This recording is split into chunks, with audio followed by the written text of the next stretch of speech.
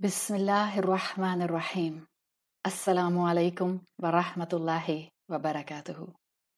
رسول اللہ صلی اللہ علیہ وسلم سے محبت بڑھانے کے لیے آج ایک چھوٹی سی بات، نکاح محمد صلی اللہ علیہ وسلم۔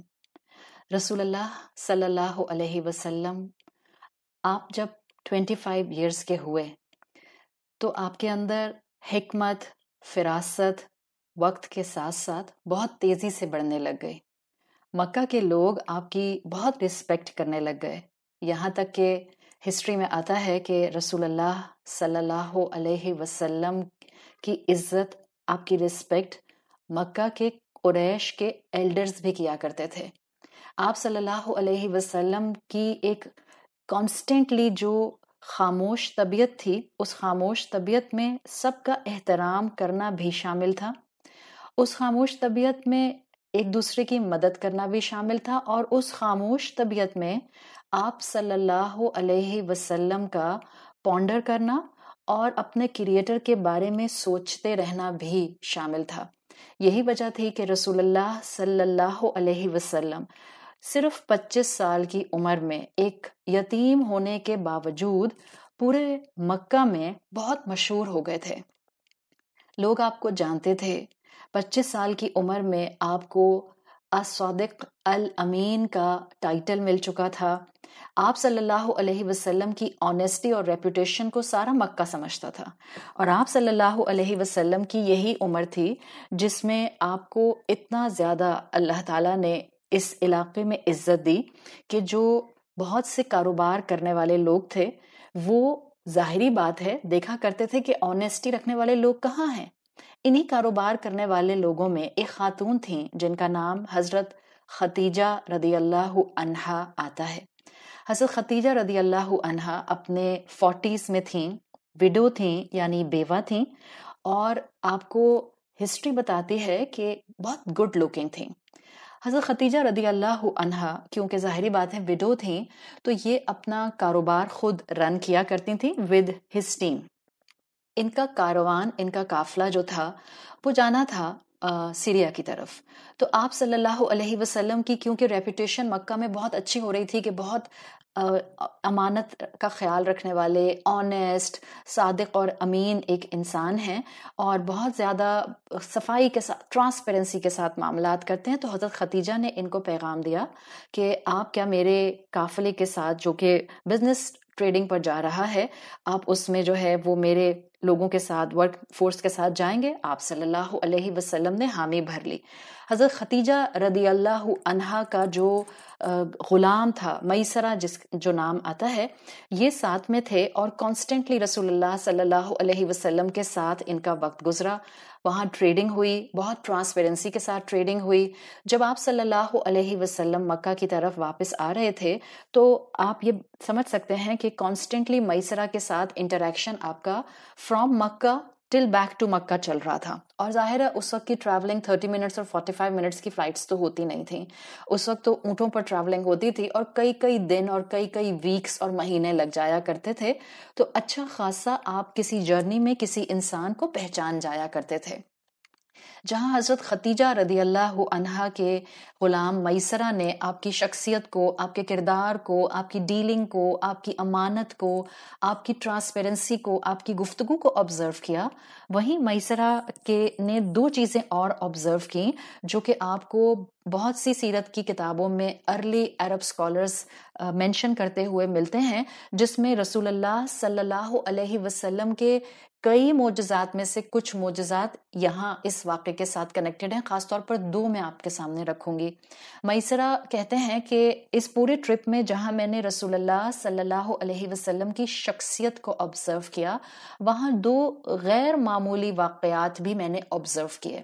وہ کہتے ہیں کہ مکہ سے واپسی پر جب ہم ایک جگہ پر ٹھہرے جہاں ویرانہ تھا اور ایک درخت کا کیونکہ سایہ تھا تو ہم نے وہاں سٹے کرنا پریفر کیا، اس درخت کے ساتھ ہی ایک مونک کا گھر تھا، اور جب آپ صلی اللہ علیہ وسلم اور میسرہ وہاں پر سٹے کرنے کے لیے تھوڑی دیر کے لیے رکے تو میسرہ کہتے ہیں کہ آپ صلی اللہ علیہ وسلم درخت کے نیچے آرام فرما رہے تھے اور میری ملاقات مونک سے ہوئی.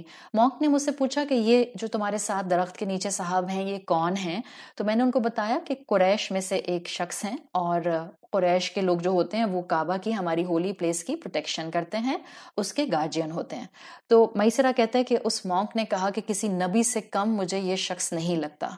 اور دوسری چیز جو میسرہ نے ان یوزول محسوس کی وہ یہ کہ وہ کہتے ہیں کہ جب ہم مکہ کی طرف واپس آ رہے تھے اور ہم دونوں ایک ہی اونٹ پر سوار تھے تو میں نے یہ محسوس کیا کہ جیسے سخت دھوپ کے اندر بھی جیسے جیسے ہماری ٹریولنگ ڈائریکشن ایسی ہوتی تھی کہ سورج بالکل سامنے سے آتا تھا تو مجھے لگتا تھا کہ جیسے ایک بادل ایسا آتا ہے جو ہم پر شیڈ کر دیتا ہے. سو دیز ور ٹو ذرا ہٹ کر معاملات جو کہ کوئی بھی انسان محسوس کرتا ہے. اور اس نے پھر یہ تفصیل کہ آپ صلی اللہ علیہ وسلم نے کتنی امانت سے ٹریڈنگ کی، اور یہ دو ان یوزول واقعات آ کے آپ کا اخلاق آ کے حضرت خدیجہ رضی اللہ عنہا سے ڈسکس کیا. آپ صلی اللہ علیہ وسلم کی پہلے سے ریپوٹیشن بہت اچھی تھی مکہ میں. حضرت خدیجہ رضی اللہ عنہا نے جب یہ سنا اور فرسٹ ہینڈ انفارمیشن ان کو اپنے ہی ورکر سے آپ صلی اللہ علیہ وسلم کے بارے میں ملی تو انہوں نے اپنی ایک دوست کے تھرو آپ صلی اللہ علیہ وسلم سے کچھ انفارمیشن لینی چاہیے. آپ کو ہسٹری بتاتی ہے کہ آپ حضرت خدیجہ کی ایک جاننے والی خاتون رسول اللہ صلی اللہ علیہ وسلم سے ملاقات کے لیے آئیں اور پوچھا کہ آپ نے اب تک نکاح کیوں نہیں کیا؟ تو رسول اللہ صلی اللہ علیہ وسلم نے بتایا کہ ان کے پاس بالکل کسی قسم کا نکاح کرنے کے لیے مال و دولت نہیں ہے. تو ان خاتون نے پوچھا کہ اگر کوئی مالدار خاتون آپ سے نکاح کرنا چاہے؟ آپ صلی اللہ علیہ وسلم نے نام پوچھا تو ان خاتون نے بتا دیا کہ خدیجہ رضی اللہ عنہا. جیسے اللہ کے رسول ریپوٹیشن میں بہت مشہور تھے، بہت نون تھے مکہ میں، ایسے ہی حضرت خدیجہ ایک بہت نوبل خاتون کے طور پر مکہ میں ایک بہت اچھی باعزت جو تھیں وہ مقام رکھتی تھیں. آپ صلی اللہ علیہ وسلم نے اس پر مسکراہٹ کے ساتھ یعنی اچھی فیلنگز کا اظہار کیا. لیکن یہاں ایک بات میں آپ کے سامنے ضرور رکھنا چاہوں گی کہ آپ کو ڈیسنسی اس پورے واقعے میں نظر آئے گی کہ بعض اوقات ہم آج کے بچے یا ہمارے آج کے بچے بہت مرتبہ دین کو اس طرح سے آبزرو کرتے ہیں کہ ہم اپنی پسند کی چیز بس اس میں سے ڈریگ کرنا چاہتے ہیں اور باقی دین کو ہم بالکل ریٹنڈنٹ بنا دیتے ہیں. یقیناً الحمدللہ دین میں یہ گنجائش ہے کہ آپ صلی اللہ علیہ وسلم نے پیغام میں پہل نہیں کی، بلکہ یہ ایک subtle vibes. Please mind this. Read all Seerah books. You will see and you will feel the decency and the beauty of just handling this occasion. It's not like کہ ہم آج کے جیسے بچے کہتے ہیں نا ہاں تو عورت بھی اپنی خواہش کا اظہار کر کے نکاح کے لیے کہہ سکتی ہے، اور اس سے وہ ڈیرائیو کچھ ایسی پکچر کرتے ہیں کہ اٹس لائک کہ میرے یونیورسٹی میں ایک لڑکا پڑھتا ہے اور وہ مجھے پسند آ گیا، اس سے کیا فرق پڑتا ہے کہ اگر میں اس کو کہہ دوں کہ I actually like you and I would really like to marry you.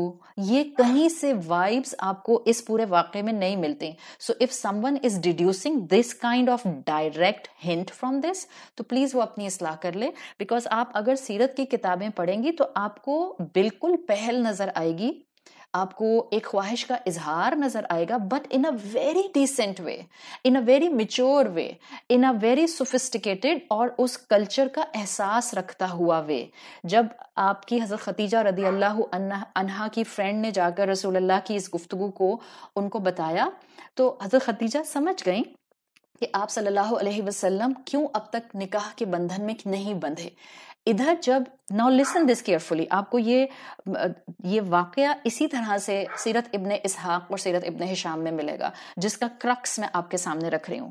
رسول اللہ صلی اللہ علیہ وسلم نے جب یہ دیکھا کہ حضرت خدیجہ رضی اللہ عنہا کی طرف سے ایک خاتون نے آ کے اس طرح انویسٹیگیشن کی ہے، آپ صلی اللہ علیہ وسلم نے اپنے کلچر کا پروٹوکول فالو کیا. کیا؟